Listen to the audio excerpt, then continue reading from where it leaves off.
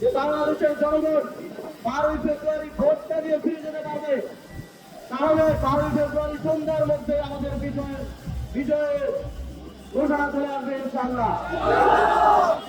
11 দলীয় জোটের নেতৃবৃন্দ ঢাকা 8 আসনের 11 দলীয় জোট মনোনীত প্রার্থী এবং উপস্থিত সাংবাদিকবৃন্দ, আসসালামু আলাইকুম। এই নির্বাচনে জুলাই গণঅভ্যুত্থানের পর ঐতিহাসিক এই নির্বাচনে বাংলাদেশের মানুষ উন্মুখ হয়ে আছে ভোট দেওয়ার জন্য।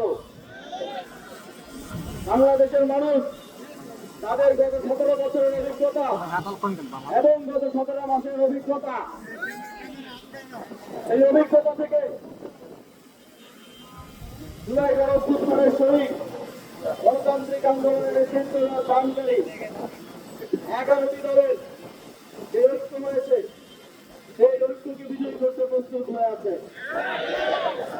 এখন প্রত্যেকটি আসনে, প্রত্যেকটি কেন্দ্রে 11 দলীয় জোটের নেতৃবৃন্দকে বাংলাদেশের মানুষকে সাথে নিয়ে যেন বাংলাদেশের জনগণ ভোট দিতে পারে, এটা নিশ্চিত করা আমাদের দায়িত্ব।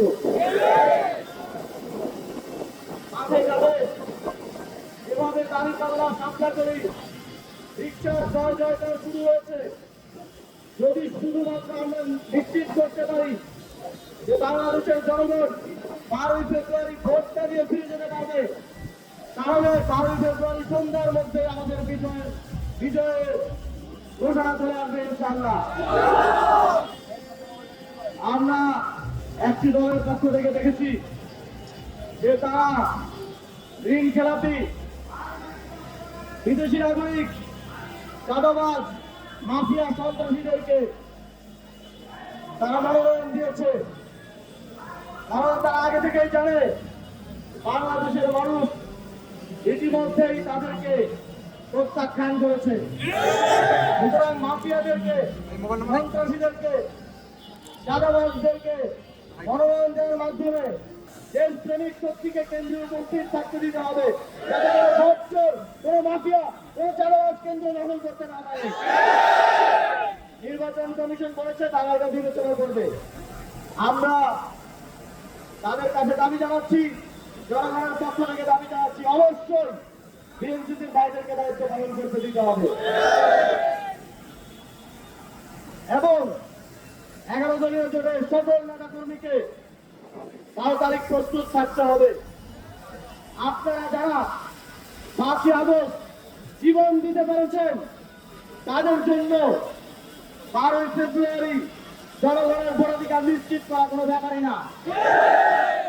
আপনারা যারা রক্ত দিয়েছেন, আমার ভাইয়েরা হাত হারিয়েছে, পা হারিয়েছে, চোখ হারিয়েছে, কিন্তু বাংলাদেশকে শেখ হাসিনার মাফিয়াতন্ত্র ফাঁসিবাদ থেকে মুক্ত করেছে।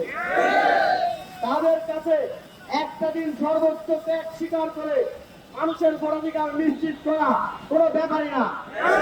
আপনারা সবাই প্রস্তুত আছেন না? 12 তারিখ ফজর থেকে মাগরিব পর্যন্ত কেন্দ্রের ফলাফল ঘোষণা পর্যন্ত কেন্দ্রে থাকতে প্রস্তুত আছেন না? যদি কোনো মাফিয়া, যদি কোনো সন্ত্রাসী কেন্দ্র দখল করতে আসে, যদি একজনকে ভোট না দিয়ে ফেরত যেতে হয়, তাহলে সেদিন বাংলাদেশ আবারও 5ই আগস্টে আমাদের প্রতিমূর্তি দেখবে। প্রিয় উপস্থিতি, এই নির্বাচন ন্যায় ও ইনসাফ প্রতিষ্ঠার নির্বাচন। এই নির্বাচন তালিমের উপর মুসলিমের শাসন প্রতিষ্ঠার নির্বাচন।